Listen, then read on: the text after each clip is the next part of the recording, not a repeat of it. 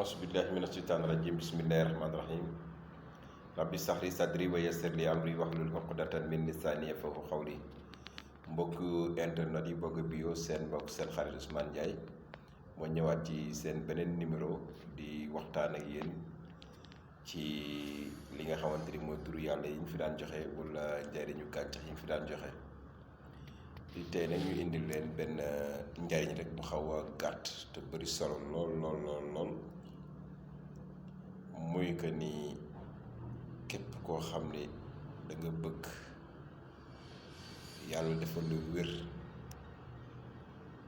nga am wér di wéru yaram da ngay bind Fatiha aaya boo bind ci Fatiha bind juróom-ñaari aaya shifa yi mooy aaya yi faj.